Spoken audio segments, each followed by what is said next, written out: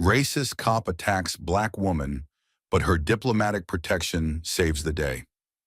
In this eye-opening video, we delve into a shocking incident that highlights the deep-seated racial issues still prevalent in society. A black woman becomes the target of an unprovoked and aggressive attack by a police officer. This disturbing confrontation underscores the systemic racism that continues to affect countless lives. If you are enthusiastic about this narrative, please inform us. If you appreciated the video, press 1. If not, select 0. Your feedback genuinely motivates me to collect additional uplifting and significant narratives. Stories. It was supposed to be a peaceful morning jog, the kind that clears the mind and prepares you for the day ahead. But as she laced up her sneakers and stepped into the quiet suburban park, she had no idea her presence would trigger something so ugly, so unnecessary, that it would leave her questioning the very system she had dedicated her life to. "Hey, you!" "Yeah, I'm talking to you," the voice barked from across the path. A tall, burly police officer in a crisp uniform stomped toward her, sunglasses perched low on his nose, his expression dripping with disdain. "What are you doing here?" Her heartbeat quickened, but not from the jog. She'd been here 100 times before. It was a public park, anyone could be here. She didn't respond immediately, unsure if she should engage. "You deaf or just ignoring me?" His tone sharpened, and his presence loomed closer. People around them stopped, eyes darting between the officer and the woman standing her ground. The morning air grew thick with tension. "I'm just running," she replied, her voice steady but tinged with disbelief. "Is there a problem?" "A problem?" He let out a sharp laugh. "Yeah, there's a problem. You don't belong here." The words hit harder than she expected, each syllable drenched in a venom that felt all too familiar. "Excuse me," she said, her voice firm but calm, her hands steady at her sides. She could feel the eyes on her now, strangers who didn't intervene, who didn't question. "You heard me," he spat, stepping closer, invading her space. "We've had reports of suspicious activity in this park. You match the description." Suspicious activity. She knew exactly what that meant. Her skin prickled under the weight of his gaze. "You mean jogging?" she asked, her tone sharpening. The officer's jaw tightened. "Don't get smart with me. ID, now." She reached for her phone instead. "I'll record this, thanks." That's when the shift happened. His hand darted forward, knocking the phone to the ground, the crash silencing the murmurs of the small crowd gathering nearby. "You think you can talk to me like that? You're nobody." His voice boomed as he raised his leg, preparing to kick her phone, or maybe worse. Time slowed. But before his boot met its mark, she moved. Swiftly, precisely. Grabbing his foot mid-air, she twisted sharply, sending him off balance and stumbling back. Gasps rippled through the crowd. The officer's face turned a deep shade of crimson as he scrambled to his feet. "You're under arrest," he shouted, reaching for his cuffs. She stood firm, pulling out her badge with the ease of someone who'd done it countless times before. "No," she said, her voice cold, controlled, and unwavering. "You are." The color drained from his face as his eyes locked on the emblem of authority she held. What is this?" "I'm an FBI agent," she said, her words cutting through the air like a blade. "And you've just made the biggest mistake of your career." Silence fell over the park, broken only by the faint rustle of leaves in the breeze. The tables had turned in an instant. The officer, moments ago brimming with arrogance, now stood frozen, his mouth opening and closing without sound. But this wasn't over. Not by a long shot. The humiliation he had tried to impose on her was nothing compared to what was coming. Because she wasn't just any agent. She had the power, the evidence, and the determination to expose the rot festering beneath the surface. What led this man to act with such blatant disregard for decency? And how would the system he so confidently abused react when confronted with someone who refused to stay silent? What happens next is a story of resilience, justice, and an extraordinary reckoning that will leave you questioning everything you think you know about accountability. Stay tuned, because this is one showdown you won't want to miss. At Plough of Twist, we stand firmly against all forms of racism, discrimination, and prejudice. To every black viewer watching this, know that your voice matters, your experiences matter, and you are deeply valued. This channel is a safe space where stories seek justice, celebrate resilience, and inspire change. Now, let's dive into a powerful and gripping story that reminds us of the strength in standing up for what's right. Don't forget to subscribe to the channel and hit the like button to support these impactful narratives. Enjoy the story, and thank you for being here. The crisp morning air carried a faint scent of freshly cut grass and damp earth, the kind of atmosphere that invited solace and reflection. It was the one part of her day where she could escape the chaos of her career, the relentless pace, and the endless expectations. Special Agent Maya Carter had developed a habit of running at dawn, her way of clearing her mind before diving into the demands of her job at the FBI. She had chosen this park intentionally, a quiet suburban retreat just outside Atlanta, where the only sounds were chirping birds and the rhythmic pound of her sneakers against the trail. Maya, in her mid-30s, was a striking figure of strength and resilience. Her tall, athletic frame was a testament to years of training, but it was her eyes, sharp, alert, and unwavering, that revealed the core of who she was. Growing up in a modest home in Birmingham, Alabama, she had learned early on what it meant to fight for space, respect, and opportunities in a world determined to underestimate her. Her parents, both civil rights advocates, had instilled in her an unshakable sense of justice. This sense was what propelled her through college, the grueling Quantico training, and into the elite ranks of the Bureau. Maya's career was her pride, but it came with sacrifices. Her long hours left little time for relationships, and though she maintained a close bond with her family, there were moments she felt the weight of isolation. The world she navigated wasn't always welcoming to someone like her, a black woman in an overwhelmingly white, male-dominated field. But Maya didn't ask for acceptance. She demanded respect, and her reputation as a relentless and fair investigator preceded her. The suburban park she frequented was a deliberate choice. It was far enough from her downtown apartment to feel like a getaway, and it offered a quiet space to collect her thoughts. The park itself was sprawling, with winding trails flanked by towering oaks and clusters of azaleas in bloom. At its heart was a modest lake, its surface glassy and still in the morning light.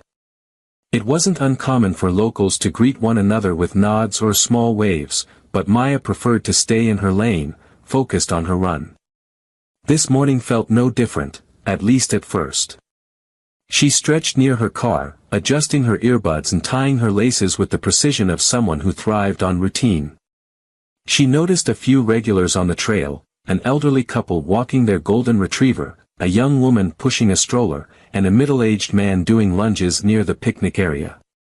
Familiar faces in an otherwise unfamiliar town. Maya had moved to Atlanta a year ago, transferring to a regional FBI field office after wrapping up a lengthy assignment in New York. The move was meant to give her some breathing room, a chance to recalibrate after the intensity of her last case. But even in a city like Atlanta, with its rich black culture and history, there were reminders that racism didn't need an invitation to show up unannounced. One such reminder was Officer Greg Harding. Harding was a veteran of the local police force, a man in his late 40s with a stocky build, a perpetual scowl, and an ego as large as his jurisdiction. For Greg, the badge wasn't just a symbol of authority, it was a shield for his prejudices. Growing up in a small, predominantly white town in Georgia, Harding had been raised in an environment steeped in us versus them rhetoric. Joining the police force seemed inevitable for someone like him, and over the years, he climbed the ranks, unchecked by a system that rarely scrutinized men like him. But Greg wasn't entirely immune to consequences. Recent complaints about his behavior, racial profiling, excessive force, and condescending remarks, had put him under scrutiny. The department's higher-ups had issued warnings, but they were perfunctory at best. Greg knew how to toe the line, pushing boundaries without crossing them blatantly enough to face real repercussions. He resented the oversight, viewing it as an attack on his authority. This morning, Greg was patrolling near the park, sitting in his cruiser with a cup of coffee in a simmering irritation. His personal life was in shambles, a messy divorce and a strained relationship with his teenage son only added fuel to the fire of his discontent. He didn't like this part of town, didn't trust the types of people who frequented the park. When his radio crackled with a report of a suspicious individual matching a vague description, black female, mid-30s, athletic build, Greg perked up. He didn't need much to act on. He'd find someone who fit the bill, he always did. Maya, oblivious to Greg's presence, started her jog. The rhythmic cadence of her steps and the steady beat of her music provided a momentary escape. She followed the trail past the lake, feeling the tension in her shoulders begin to release. She didn't notice the police cruiser parked just beyond the trees, nor the way Greg's gaze locked onto her as she passed. Harding stepped out of his vehicle, adjusting his belt as he watched her. His boots crunched against the gravel path as he approached, his hand already resting on his radio. Maya felt him before she saw him, a shift in the energy around her, the kind that made her instincts sharpen. She slowed her pace, pulling out one earbud as she turned to face him. "Ma'am," he called out, his tone curt and authoritative. "Hold up a second." Maya frowned, her chest rising and falling with measured breaths. "Can I help you, officer?" she asked, her voice calm but edged with caution. Greg sized her up, his lips curling into a smirk. "We've had some reports of suspicious activity in the area. Mind telling me what you're doing here?" Her eyebrows knit together in confusion. "I'm running," she said, gesturing to her attire. "Like everyone else here." "Is that right?" he said, taking a step closer. "You got ID on you?" Maya blinked, taken aback. "ID? For jogging in a public park?" "Don't get smart with me," Greg snapped. "Just show me your ID, and we won't have a problem." The exchange drew the attention of a few bystanders, their eyes darting between the officer and the jogger. Maya felt the weight of their stares but kept her composure. "Officer, I'm not required to carry ID while running," she said firmly. "Is there a reason you're singling me out?" Greg's face hardened. He didn't like being questioned, especially not by someone like her. "Look," he said, his voice lowering but losing none of its edge, "you can cooperate, or I can make this a lot harder for you." Maya's jaw tightened. She had faced this kind of treatment before, too many times to count. But she also knew better than to escalate the situation. Still, she couldn't shake the burning sense of injustice simmering beneath her calm exterior. The stage was set, and both players stood at the precipice of a confrontation that would unravel in ways neither of them could foresee. The tension lingered in the air long after Greg Harding's sharp demands echoed through the park. Maya Carter's pulse quickened, though not from fear, she knew exactly how these encounters played out. But this time, the stakes felt different. She wasn't just a civilian being profiled, she was an FBI agent who had dedicated her career to exposing systemic injustices like the one unfolding right in front of her. Greg stood firm, his hands on his hips, his posture screaming authority. Around them, the morning joggers hesitated, unsure whether to intervene or keep their distance. The old couple with the golden retriever exchanged uneasy glances before retreating down the trail. A mother hurriedly pushed her stroller away, casting nervous looks over her shoulder. The park, once peaceful, now felt charged, like a brewing storm. "Are we going to have a problem here, or are you going to cooperate?" Greg said, his tone laced with impatience. He wasn't used to people like her challenging him, and it showed. Maya took a deep breath, keeping her voice measured. "Officer, I've told you already. I'm here for a jog, just like everyone else. I haven't done anything to warrant this kind of treatment." Greg's smirk deepened, the condescension dripping from his every word. "Listen, lady, I don't care what you think you're doing. I asked for your ID. If you're not carrying it, that's your problem. Now, either you follow my instructions, or I'll take this to the next level. Your choice. Take it to the next level. Maya's voice remained calm, but her eyes locked onto his with a quiet intensity that made him falter for just a moment. Are you threatening me? Greg's posture stiffened. Don't twist my words. I'm giving you a chance to make this easy on yourself. Don't push it. Before Maya could respond, a young man in a hoodie, jogging nearby, stopped and hesitated. Hey, is everything okay here? He asked, his voice tentative but concerned. He glanced at Maya, then at Greg, as if weighing his options. Greg turned on him instantly. This doesn't concern you. Keep moving. The man hesitated, his eyes flickering to Maya. It just looks like she's not doing anything wrong. Maybe you should, I said, keep moving. Greg barked, taking a step toward the man, who flinched and reluctantly jogged away. Maya clenched her fists at her sides, biting back the urge to escalate. She knew she couldn't let this get out of hand, not here, not now. But the humiliation, the unfairness of it all, burned in her chest. You're scaring people, she said, her voice low but firm. Do you even realize what you're doing? Greg sneered, leaning in slightly. What I'm doing, he said, his voice dripping with mockery, is my job. Something you wouldn't understand. Maya narrowed her eyes, her calm exterior cracking just enough to let a flash of her true feelings show. I understand a lot more than you think. The air between them felt electric, charged with the weight of all the unspoken truths Maya wasn't yet ready to reveal. Greg didn't know who he was dealing with, and for now, she let him wallow in his ignorance. But that patience was wearing thin, and Greg's next move would determine just how far this encounter would go. Turn around, Greg ordered, pulling out his radio. I'm detaining you for further questioning. Detaining me? Maya repeated, her voice rising slightly. She couldn't help the incredulous laugh that followed. For what? Running? You're being uncooperative, Greg said, his face reddening. That's reason enough. No, it's not, Maya shot back, her tone sharper now. And you know it. You're making this up as you go because you think you can get away with it.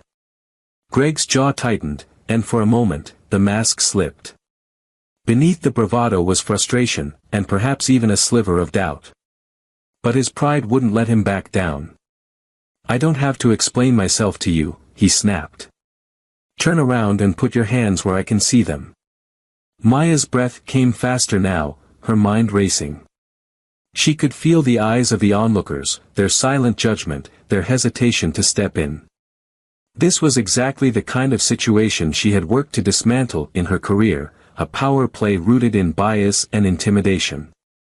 But here, in this moment, she wasn't an agent. She was just another black woman being targeted. You really want to do this? She asked, her voice cutting through the tension like a blade. Because I promise you, you're making a mistake you won't recover from. Greg scoffed, his confidence returning in full force. Oh, really? And what are you going to do about it? Maya's hand instinctively went to the pocket of her running jacket, but she stopped herself. Not yet. Not here. She needed to let this play out just a little longer, to let Greg dig himself deeper. The onlookers, emboldened by the exchange, began murmuring among themselves. A woman with a smartphone out whispered to her partner, "Are you filming this?" Greg noticed the movement, his eyes narrowing. Hey! No filming. This is official business. But it was too late. The woman held her phone steady, her expression a mix of defiance and fear. This isn't right, she said quietly, her voice trembling but resolute. Greg's hand twitched toward his belt, but before he could act, Maya took a deliberate step forward, her presence commanding. That's enough, she said, her voice ringing with authority. You're out of line. For a split second, Greg hesitated, thrown off by her tone. But he quickly recovered, his arrogance flaring back to life. "Who the hell do you think you are?" Maya's lips pressed into a thin line, her restraint teetering on the edge. She wanted nothing more than to drop the facade, to end this charade with a single, undeniable act. But she held back, knowing that the time wasn't right. Not yet. Greg's radio crackled, breaking the tense silence. A voice on the other end called his name, asking for a status update. He ignored it, his focus locked on Maya. "Turn around," he repeated, his voice hard. "This is your last warning." Maya tilted her head slightly, her expression unreadable. "No," she said simply. The word hung in the air, defiant and unyielding. The crowd, now larger, watched with bated breath, their collective anticipation thickening the air. Something was about to happen, something big. And though no one could predict exactly what, they couldn't look away. Greg's face twisted with frustration, his grip on the situation slipping. And Maya, standing tall and resolute, prepared herself for the moment she would finally reveal the truth. Whatever happened next, there would be no turning back. The crowd had grown, and so had the tension. The park, once serene, now felt like the setting of a brewing storm. Officer Greg Harding's knuckles were white as he gripped the handle of his belt, his jaw set in determination. Across from him, Special Agent Maya Carter stood unwavering, her calm demeanor masking a simmering fury beneath the surface. She could feel the weight of every eye on them, the collective anticipation of what was about to unfold. "Turn around." Greg barked again, his voice trembling slightly, betraying his growing unease. "I won't say it again." Maya's lips curled into a faint, knowing smile. "You've been saying that for 5 minutes, officer," she replied evenly. "You're not in control here, and you're starting to realize it." Her words hit like a slap. Greg's face turned red, and he stepped closer, his boots crunching against the gravel. "I said turn around," he shouted, his voice louder now, desperation creeping in. "I'd think very carefully about your next move," Maya said, her tone sharper this time, cutting through his bluster like a knife. Her voice wasn't loud, but it carried a weight that silenced the murmurs of the crowd. Even the woman holding her phone lowered it slightly, caught in the gravity of the moment. "What the hell is that supposed to mean?" Greg snapped, trying to reclaim the authority he felt slipping away. He reached for the cuffs on his belt, his hand trembling ever so slightly. Maya's eyes locked onto his. For the first time, there was no mask, no restraint. There was only unflinching resolve. "It means you're making the biggest mistake of your life," she said. Then, slowly, she reached into her jacket pocket, every movement deliberate.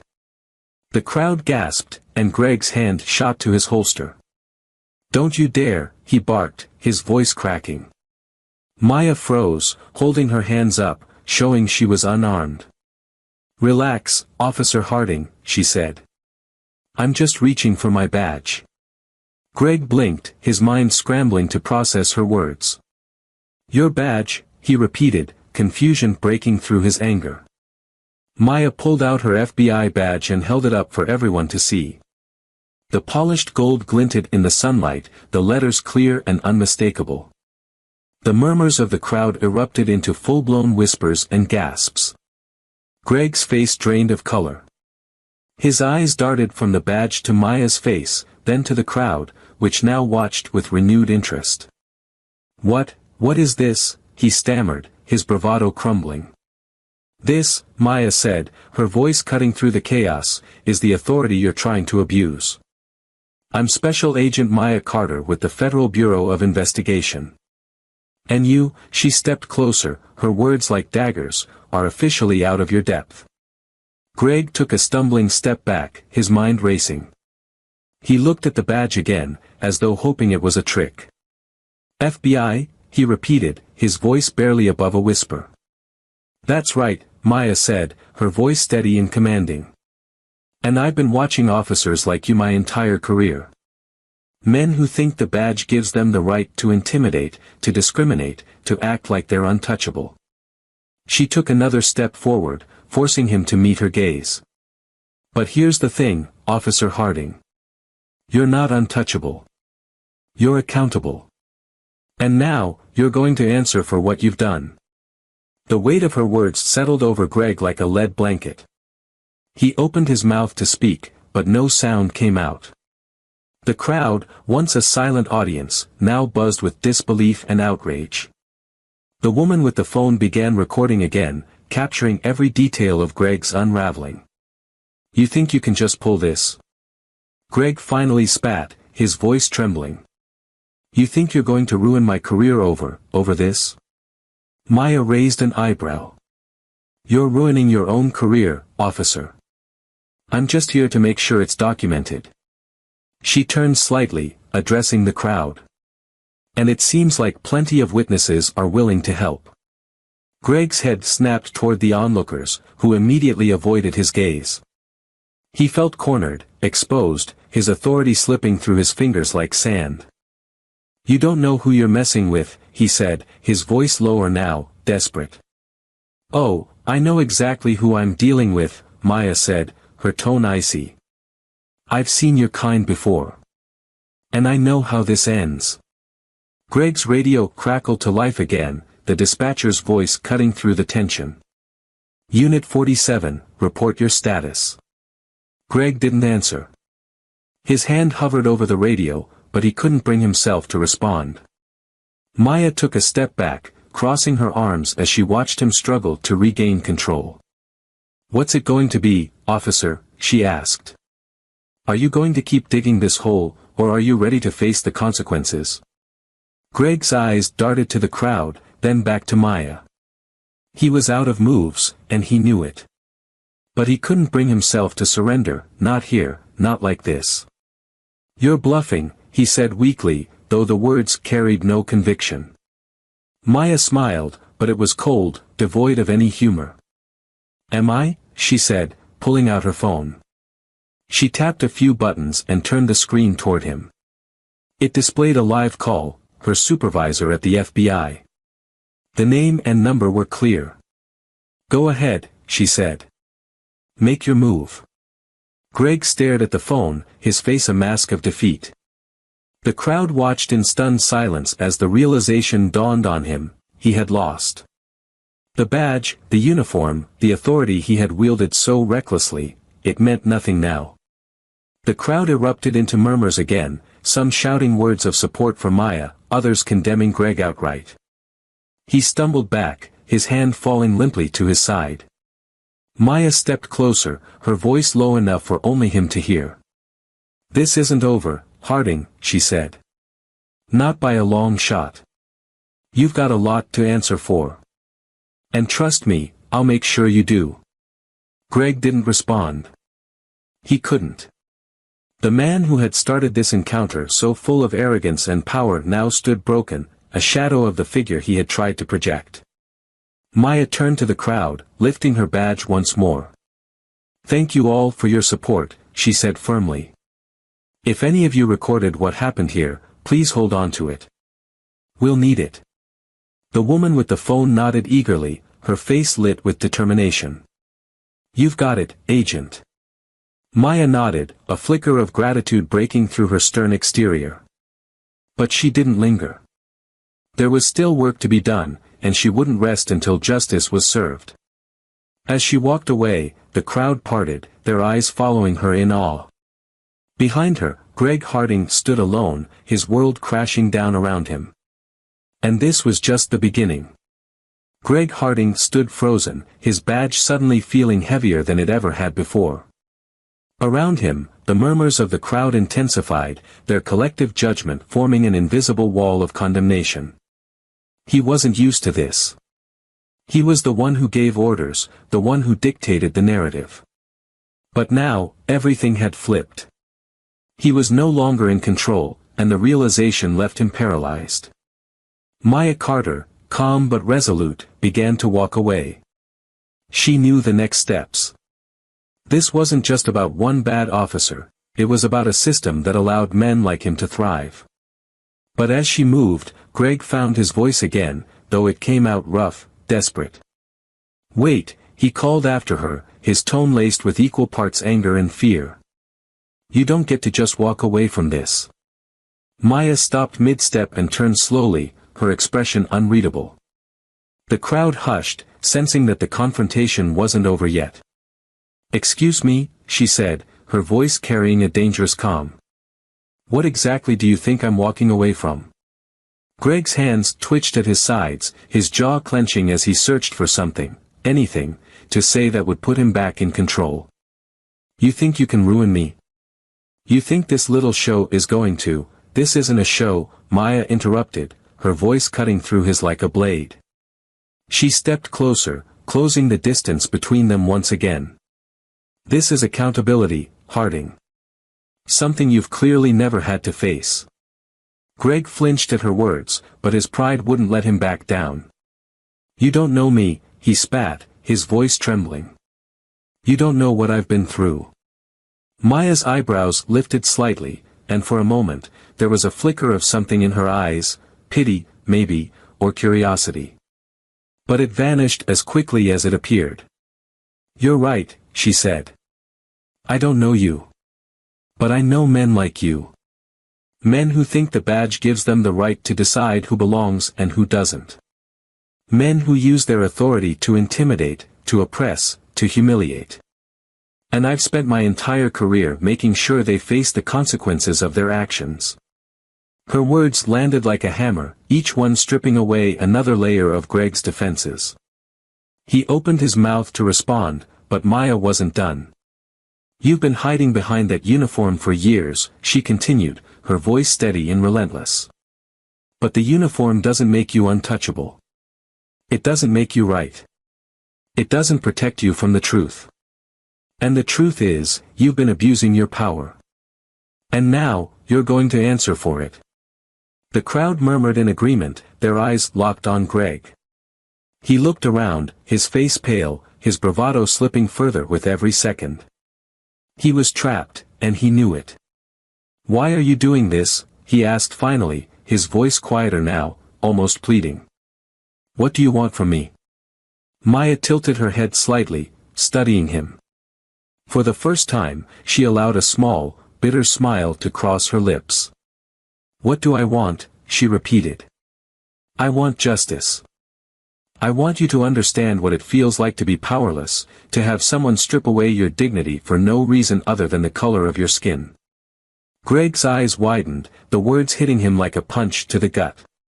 He opened his mouth to argue, to defend himself, but the weight of her gaze silenced him.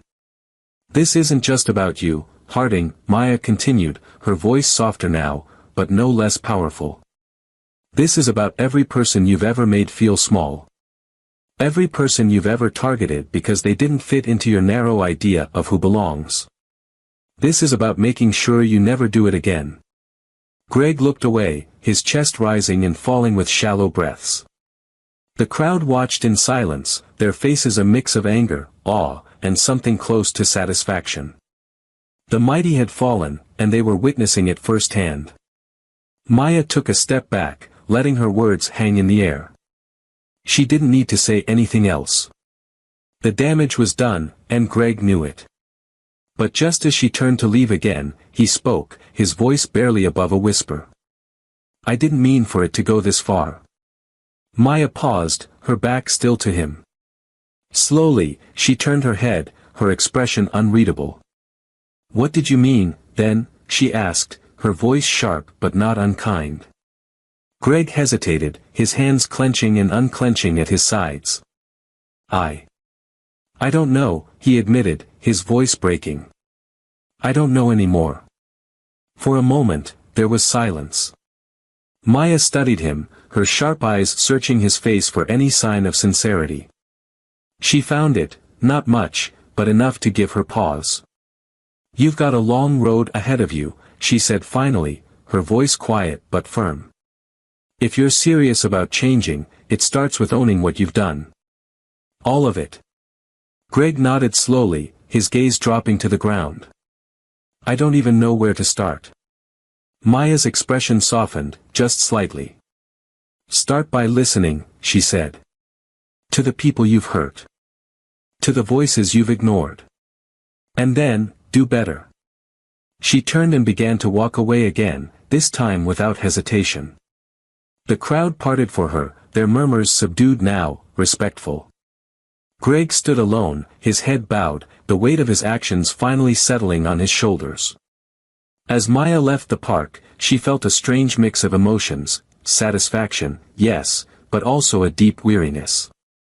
This was just one battle in a much larger war, and she knew it. But for now, it was enough. Justice had been served, and the fight would continue. The park slowly returned to its usual rhythm. Joggers resumed their runs, parents called to their children, and the faint chatter of a community waking up filled the air. But for those who had witnessed the confrontation between Officer Greg Harding and Special Agent Maya Carter, the normalcy felt like a thin veneer. The weight of what they had seen lingered, stirring emotions and questions they couldn't yet articulate. For Greg, the silence was unbearable. He stood by his patrol car, his back turned to the dispersing crowd, the radio on his shoulder crackling with unanswered calls. His mind replayed every second of the encounter, the words Maya had thrown at him cutting deeper now that the adrenaline had worn off. Each accusation echoed in his head, louder than the last. You've been hiding behind that uniform for years. This is about every person you've ever made feel small. Start by listening. Greg clenched his jaw, his hands gripping the edge of the car door. He had thought himself untouchable, a man who controlled his world with authority and intimidation.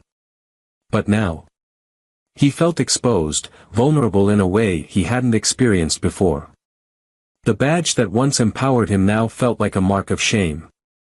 Across town, Maya sat in the quiet of her office at the FBI field office. The blinds were half drawn, and the late morning sunlight streamed in, casting long shadows on her desk. The events of the morning had unfolded exactly as she anticipated, but the emotional toll surprised her. She had faced plenty of men like Greg Harding, some worse, some savvier, but this encounter felt different. She reached for her phone and began scrolling through the videos that had already surfaced online.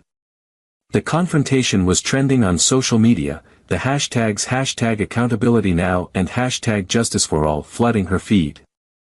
Clips of her holding up her badge, her sharp rebuke of Greg, and his defeated expression were being dissected by commentators, activists, and everyday people alike. The comments were a mix of praise and vitriol. For every message thanking her for standing up to abuse of power, there was another accusing her of going too far, of humiliating a man who was just doing his job. A knock at her door broke her focus. Maya looked up to see her supervisor, Special Agent in Charge James Porter, standing in the doorway. Porter was in his late 50s, his gray hair a stark contrast to his sharp black suit. He was a mentor to Maya, one of the few people in the bureau she truly trusted. "You've been busy," Porter said, stepping inside and closing the door behind him. Maya set her phone down and leaned back in her chair. "You could say that." Porter folded his arms, studying her. "It's all over the news. They're calling you a hero." Maya raised an eyebrow. "Not everyone." Porter sighed, taking a seat across from her. "You knew this would stir up controversy." "I did," Maya admitted. "But it wasn't about creating a spectacle. That officer needed to be held accountable, and I wasn't about to let him walk away without facing the consequences." Porter nodded slowly. "I agree. But you also need to think about what comes next. This isn't just about Greg Harding anymore. It's about the system that allowed him to behave that way in the first place. And now, the spotlight's on you." Maya tilted her head, her eyes narrowing slightly. "You think I overstepped?" "No," Porter said firmly. "But others will. The department's already received calls from city officials, the police union, even a couple of senators. They're questioning our involvement."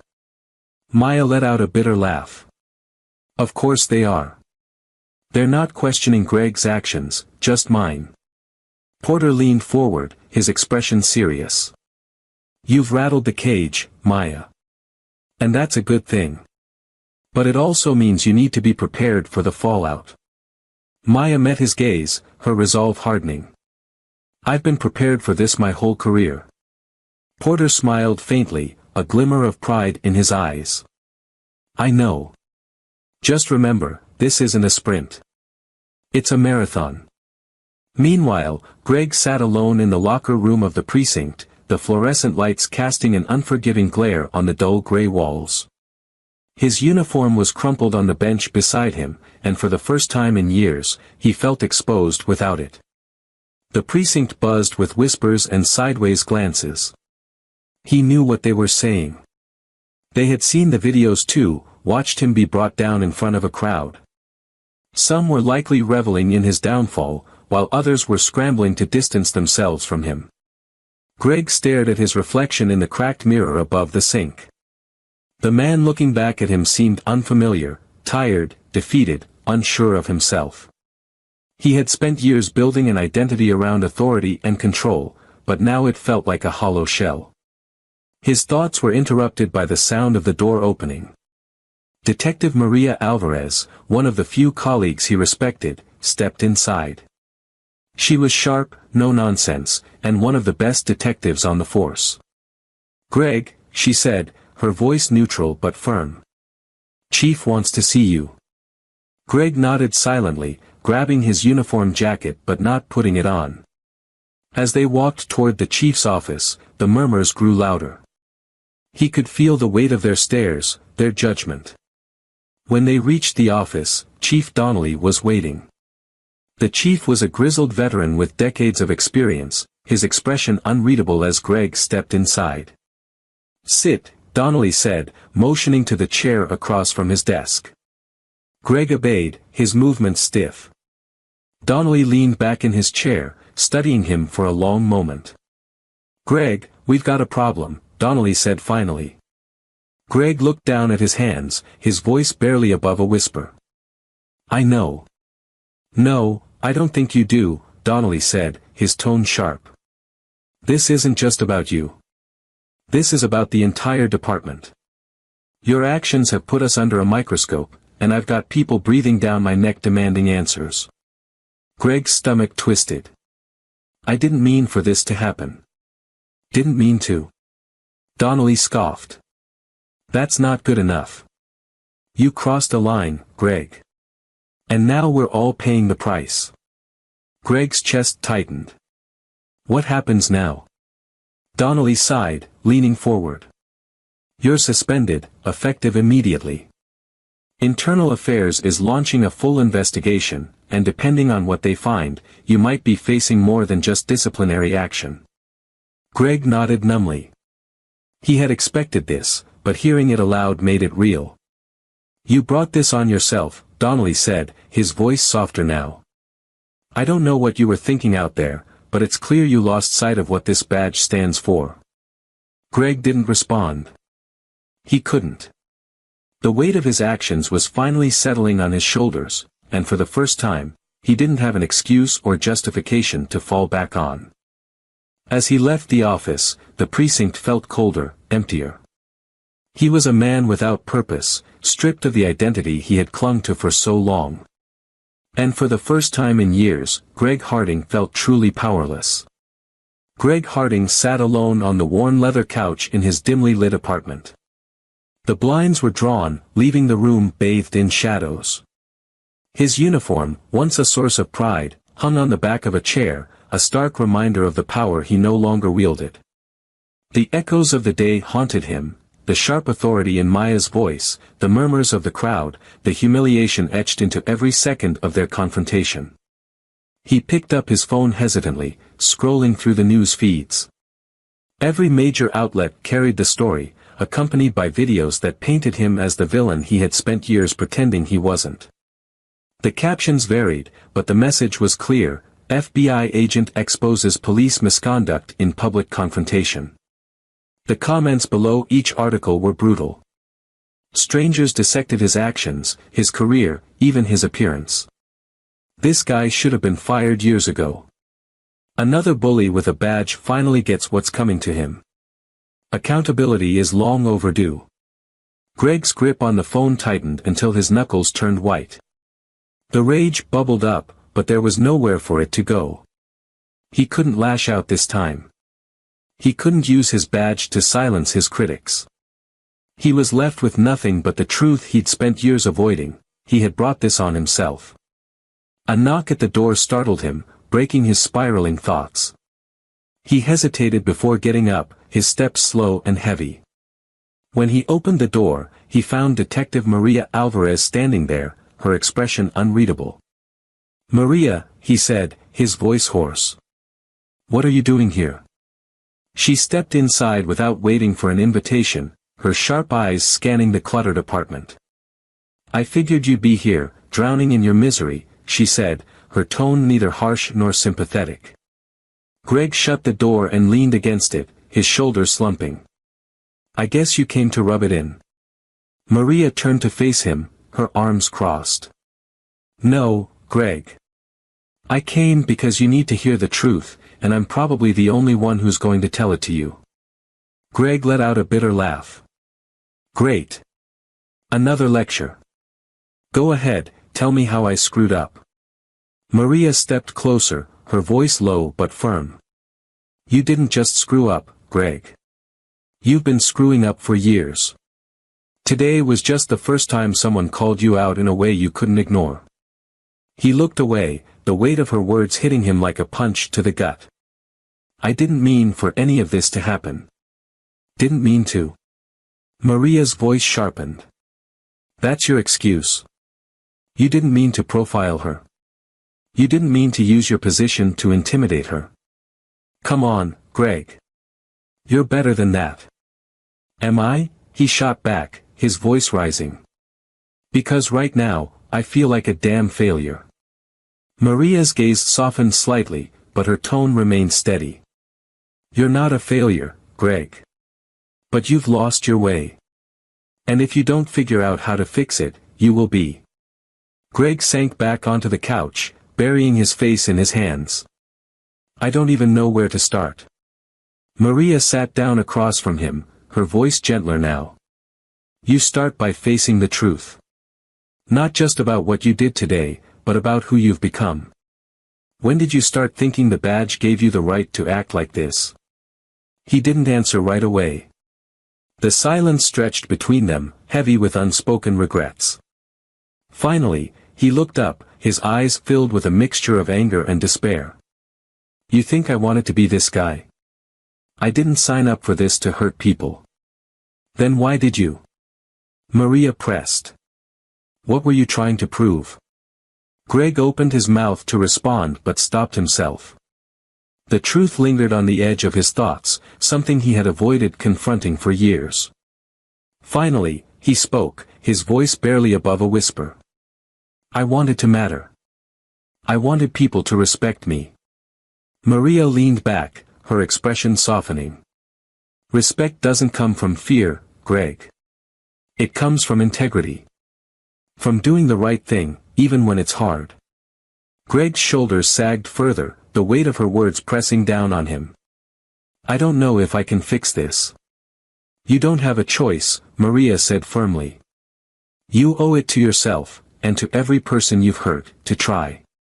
Across town, Maya Carter sat at a small cafe, her laptop open in front of her. She was reviewing reports from her latest cases, but her mind kept drifting back to the morning's events. The confrontation with Greg had been a long time coming, but now that it was over, she couldn't shake the lingering unease. Her phone buzzed, and she glanced at the screen. It was a text from her brother, Marcus. "Saw the video. Proud of you. But be careful. People like him don't change easily." Maya sighed, typing a quick response. "Thanks. I know." The truth was, she wasn't sure what to expect from Greg Harding. Men like him didn't often reflect on their actions or seek redemption. But there had been something in his eyes during their confrontation, a flicker of shame, perhaps even regret. It wasn't much, but it was enough to give her pause. Her thoughts were interrupted by the arrival of her supervisor, James Porter. He slid into the seat across from her, a cup of coffee in hand. "You look like you're carrying the weight of the world," he said, his tone light but concerned. Maya managed a small smile. "Just processing." Porter nodded, taking a sip of his coffee. "You did good today, Maya. But I know you. You're thinking about what comes next." She nodded, her gaze distant. "I am. Because this can't just be about one officer. It's about the entire system that lets people like him thrive." Porter leaned forward, his expression serious. "And what do you plan to do about it?" Maya met his gaze, her resolve hardening. "I'm going to make sure this isn't swept under the rug. Greg Harding isn't the first, and he won't be the last. But if we can hold him accountable, maybe it'll set a precedent." Porter smiled faintly. "You're relentless, you know that." She smirked. "You taught me well." The next day, Greg found himself sitting in a mandatory counseling session, a condition of his suspension. The counselor, a middle-aged black woman named Dr. Elaine Harper, greeted him with a warm but professional smile. "Mr. Harding," she said, motioning for him to sit. "I understand you've had a difficult few days." Greg sat down reluctantly, his arms crossed. "You could say that." Dr. Harper studied him for a moment before speaking. "Why don't you start by telling me what happened?" He hesitated, his defenses rising instinctively. "You've seen the news. You know what happened." "I know what the news says," Dr. Harper replied calmly. "I want to know what you think happened." Greg frowned, his gaze dropping to the floor. I lost control. I let my anger get the better of me." "And why do you think that is?" she asked, her tone gentle but probing. Greg struggled to find the words. "I don't know. Maybe I've been angry for a long time." Dr. Harper leaned forward slightly. "Angry at what?" He paused, his jaw tightening. "At the world. At the way everything feels stacked against me." Dr. Harper's expression remained neutral, but her eyes were sharp. "And you think that justifies taking it out on others?" "No," Greg said quickly, his voice filled with regret. "No, it doesn't. I know that." "Then why do you keep doing it?" she pressed. Greg looked up, his eyes meeting hers. For the first time, the walls he had built around himself began to crack. "Because I didn't know how else to deal with it." Dr. Harper nodded slowly. "That's a start. Admitting there's a problem is the first step. But now, you need to figure out how to change." Greg's voice wavered. "I don't know if I can." Dr. Harper's gaze softened. "You can. But it's going to take time, and a lot of hard work." Greg nodded, the weight of her words settling over him. For the first time in years, he felt a glimmer of hope, however faint. Maybe, just maybe, there was a way forward. The courtroom was silent, the kind of silence that weighs heavy, filled with the unspoken tension of justice waiting to unfold. Greg Harding sat at the defense table, his posture stiff, his face pale. This was the final step in a process that had unraveled his life and forced him to confront his failures. The trial had been grueling, weeks of testimony, character witnesses, and damning evidence brought forth by Maya Carter and her team. Now, all that remained was the verdict. Across the room, Maya sat with her colleagues, her expression composed but alert. She had worked tirelessly to ensure this case was airtight. This wasn't just about Greg, it was about holding a system accountable, about setting a precedent that no badge placed anyone above the law. "All rise," the bailiff's voice rang out as the judge entered. Everyone stood, the tension in the room palpable. Greg's heart pounded as he clenched his fists under the table, bracing for what was to come. The judge took her seat, her eyes scanning the courtroom. After careful deliberation, the jury has reached a unanimous decision. Greg held his breath.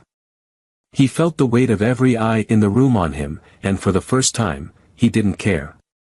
He just wanted it to be over. On the charge of misconduct under color of law, the judge said, her voice steady, the defendant is found guilty. A collective exhale rippled through the room. Maya closed her eyes for a moment, allowing herself a brief sense of relief. Justice had been served. Greg slumped in his chair, the reality of his actions crashing down on him in full force. The judge continued. Officer Harding, your abuse of power has caused harm not only to the individuals you targeted but to the trust the public places in law enforcement.